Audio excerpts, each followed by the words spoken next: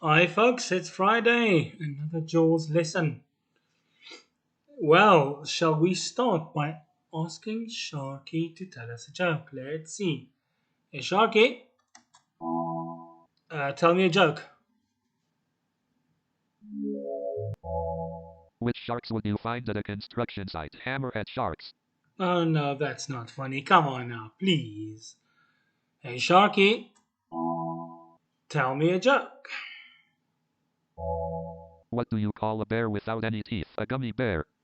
Oh, that's actually quite sweet, isn't it? Okay, folks, welcome to Jaws Lesson 6. Now, today, I actually um, I want to speak about a few things that I may have covered in previous lessons, but I want to speak to you about them in a bit more depth, if I can put it this way. I have had several questions regarding this. The first thing I want to speak to you about is edit boxes. Okay, so edit boxes, they are typically rectangular in shape if you have to look at them, and sometimes they contain a blinking cursor. No, not a blinking cursor, folks. A blinking cursor, meaning it blinks. And if you have a braille display, then the cursor would go up, down, up, down, up, down. It's actually quite cute. But they may have text already inside them. They they vary in size, okay, depending on the amount of text they have been designed to display. The second thing I wish to speak to you about today is edit combo boxes. So these are combinations of edit boxes and combo boxes. So they appear also like a rectangular edit box, which may have a blinking cursor or text already inside of it. But to the right of the edit box, there is it's like a graphic down arrow indicating that there's other choices that's available there in the list. So the difference here is that in a plain combo box, you are limited to the choices offered. And in an edit combo box, you have several predefined choices. But if the item you want is not listed, then you can type the text yourself. The third item I wish to speak to you about is spin boxes or controls. So now these are typically also rectangular boxes, but that they contain a value that can be increased or that can be decreased.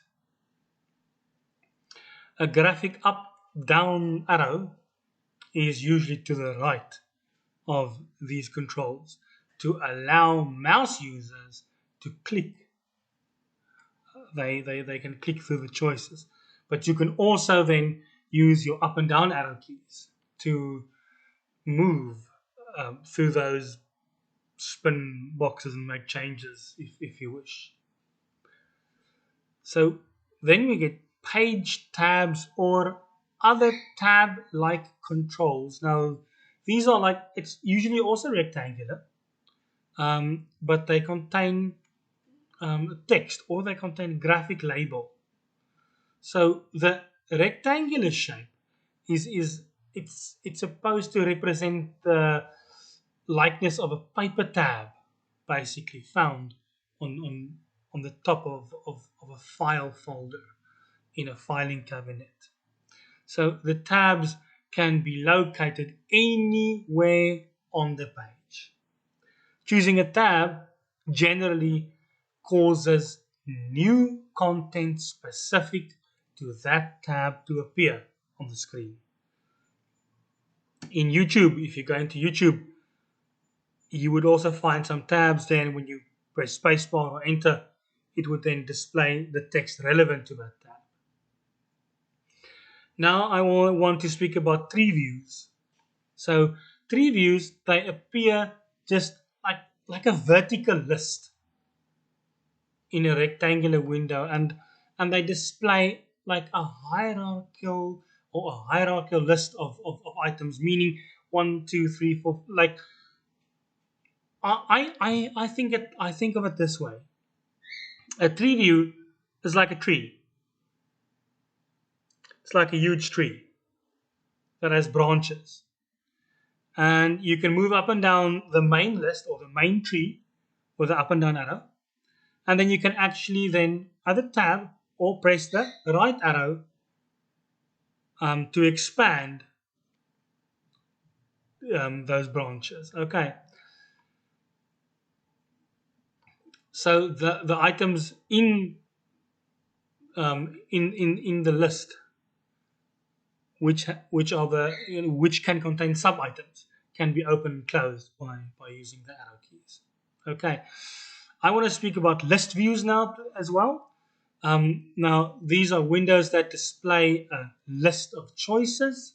It's quite easy.